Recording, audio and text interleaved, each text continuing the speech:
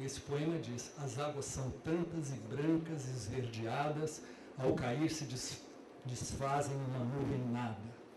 O olhar estremecido pende sobre o poço da garganta do diabo, puro alvor em alvoroço.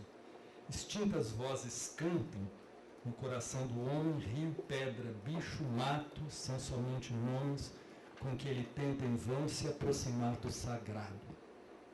Então vamos guardar aqui, de todo modo, esse negócio de um alvor em alvoroço, de um lugar que é justamente o despenhar-se, porque as cataratas de Iguaçu são uma visibilização desse estado de catástrofe da água que corre placidamente por um rio que nem é tão grandioso, né? O rio Iguaçu ele vem como um rio plácido, pacífico, vamos dizer, um rio da aldeia, poderíamos dizer. Num determinado momento ele se alarga e despenha, né? Num efeito cascata de cascatas. E isto está ligado justamente a esse súbito acontecimento, esse acidente de curso, né? Que está nos dando aqui vamos dizer, essa imagem do acontecimento poético como essa perturbação do curso, né? Mas agora eu chego a um poema que nos toca mais diretamente numa questão teórica que envolve esse limite da prosa com a poesia, e que podemos, de algum modo, extrair daqui.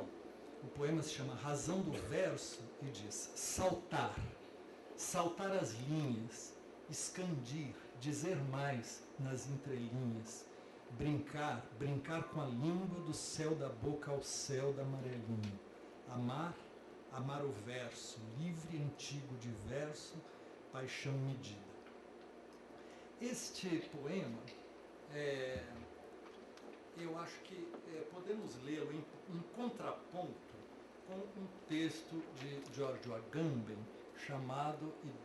num livro chamado Ideia da Prosa. Na verdade, é o texto que dá nome ao livro. Não sei se foi citado eventualmente aqui no evento esse texto, mas ele diz respeito à questão que eu estava querendo colocar. Ele diz assim: é um fato sobre o qual nunca se refletirá o suficiente que nenhuma definição do verso é perfeitamente satisfatória, exceto aquela que assegura a sua identidade em relação à prosa através da possibilidade do enjambement, ou seja, o que definiria, o que distinguiria o verso e distingue o verso e, portanto, o poema da prosa é a possibilidade do enjambement, que é, de certo modo, um salto no percurso, no curso linear da língua, né, da linguagem. Diz assim: nem a quantidade, nem o ritmo, nem o número de sílabas, todos eles elementos que podem também ocorrer na prosa, fornecem, desse ponto de vista, uma distinção suficiente. Mas sem mais, a poesia, aquele discurso no qual é possível opor um limite métrico a um limite sintático. Todo o verso no qual o enjambement não está efetivamente presente será então um verso com enjambement zero. E prosa, aquele discurso ao qual isto não é possível. Ou seja, a distinção, o que distingue o verso não é ser metrificado, o fato de ser unidades rítmicas com certas propriedades ou características rítmicas, isso não seria suficiente, porque essas características que a gente encontra no verso, elas se encontram também na prosa. Mas o que distingue o verso é justamente aquele salto que faz com que nos faz expandir, né? E ao saltar, criar, portanto, eu diria, uma perturbação no curso da linha prosaica e estabelecer uma entrelinha, né, que está num verso, está no outro, mas está num terceiro lugar, que não é nenhum dos dois. E este vamos dizer assim, diz ele, um traço genérico.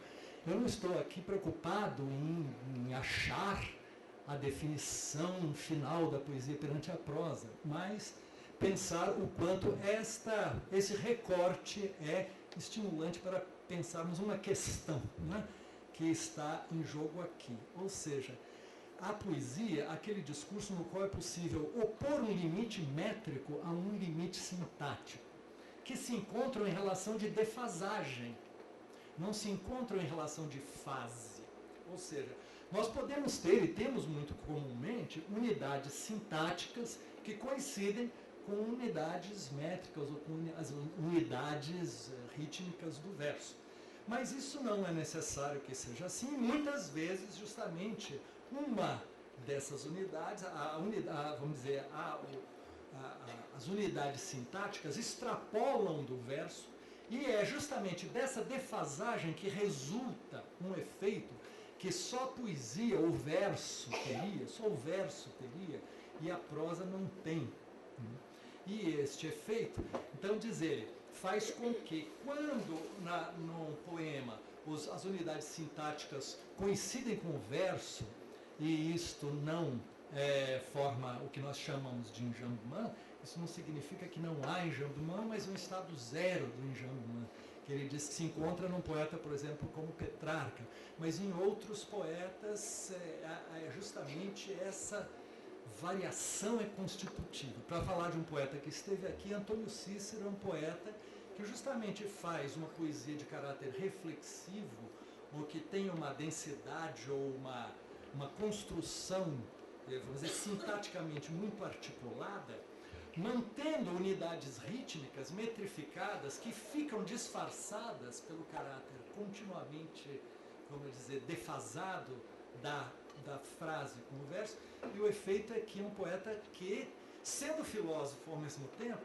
extrai o máximo efeito desta situação de, vamos dizer, descolamento inerente, não é? Mas que faz com que justamente a poesia e a prosa estejam em questão ali nessa poesia, para remeter, portanto, a um exemplo muito próximo, muito presente aqui, desta questão que está sendo colocada. O enjambement exibe uma não coincidência, uma desconexão entre o elemento métrico e o elemento sintático, não é? Que é o que eu tinha acabado de parafrasear, entre o ritmo sonoro e o sentido. Como se, contrariamente a um preconceito muito generalizado, que vê nela a poesia o lugar de um encontro, de uma perfeita consonância entre som e sentido, a poesia vivesse, pelo contrário, apenas da sua íntima discórdia. Né?